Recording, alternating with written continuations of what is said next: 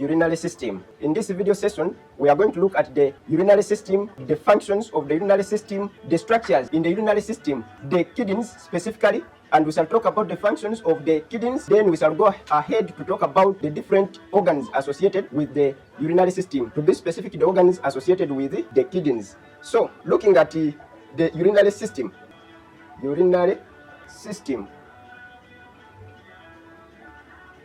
The urinary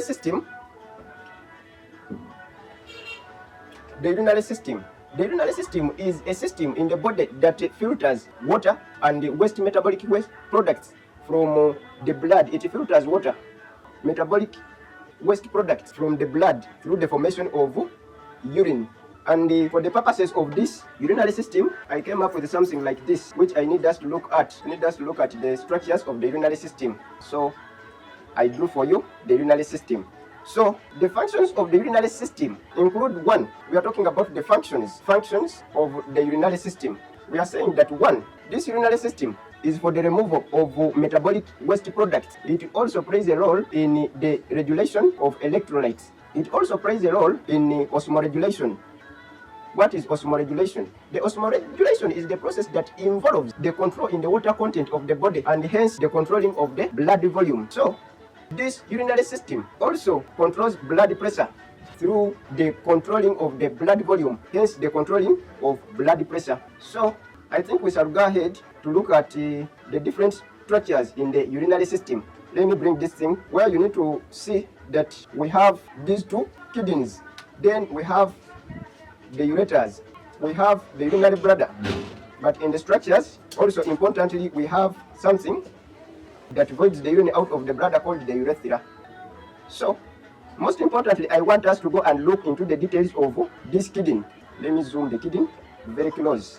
I want us to look at the kidneys, these kidneys.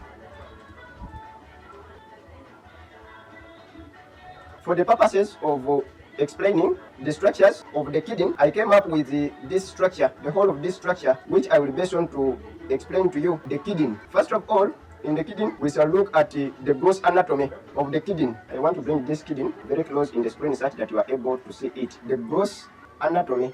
In the gross anatomy, we are talking about the things we can see macroscopically. And in the gross anatomy of the kidney, this kidney, it is a bean-shaped, reddish brown structure of the urinary system. It is located retroperitoneally. It has, or are you able to look at this thing?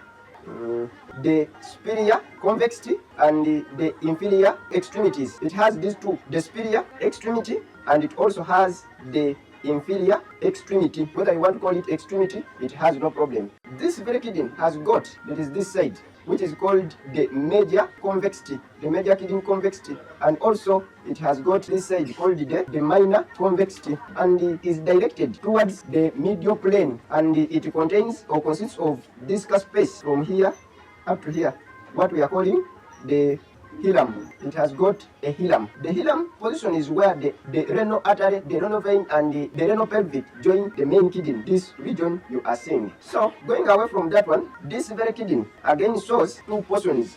One being the outer cortex and the other one being the inner medulla. So, the outer cortex on its surface, let's talk first of all about that outer cortex. We shall go to the medulla. Talking about this cortex, it shows segmental projections, call them segmental extensions. I don't know whether I'm able to show you these things, which I'm calling the segmental projections. Those things you are seeing going, coming back, those ones, they are called the segmental projections, which are also referred to as renal column. Renal columns. These renal columns project into the inner medulla, separating the structures found in the inner medulla that we call the renal pyramid.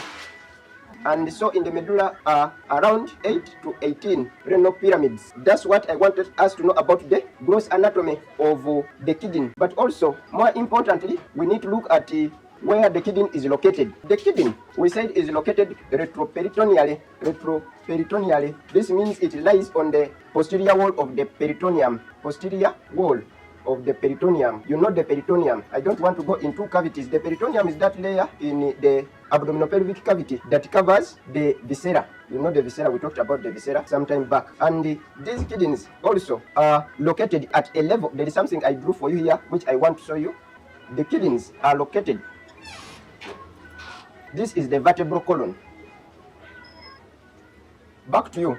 I was saying that the kidney, this hole you are seeing is the vertebral column, and this vertebral column has got regions. It has been segmented between, I will not talk about this cervical column. Most importantly, at the moment, I need to talk about this thoracic curve and this lumbar curve.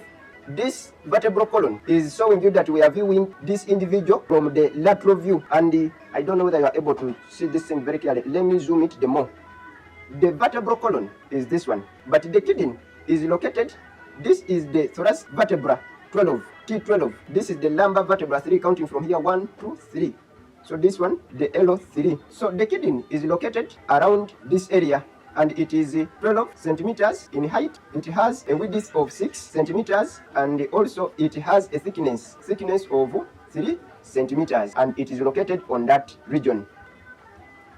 I want us to look at this thing such that we can be able to locate the kidneys. So when you are viewing this our human body from the anterior view, you will find that you are unable to look at the kidneys, and this just because of the organs that are associated with the kidney anteriorly. I need to first close some of this so that you are able to see the kidneys. Let me close this viscera. So these are the kidneys, this and this, these two, 1, 2.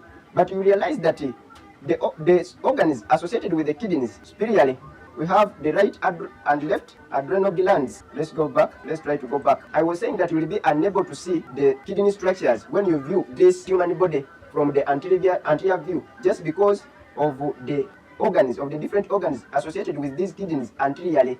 For example, this liver, you will see that the right kidney is associated with the right lobe of the liver anteriorly. So when you are viewing from the anterior, you are unable to see the kidney because of the liver, which is associated with the kidney, the right kidney anteriorly. And so the same with the left kidney. There are other organs which are associated with these kidneys anteriorly.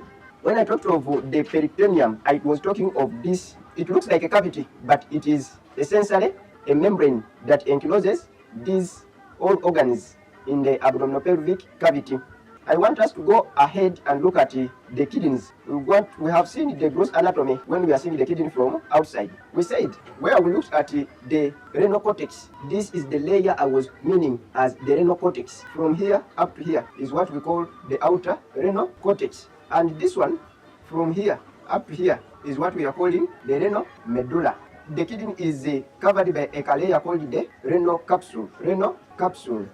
Internally, in the renal medulla, we have what we are calling the pyramids, renal pyramids. And as you saw, in between here is where we have what we are calling renal column that divides and separates these pyramids. So in between here, between those pyramids is where we are having the renal columns. The renal columns, of which these renal columns, as I said, they are visible on the outer renal cortex. But since we said that they project inside, we have to look at them too.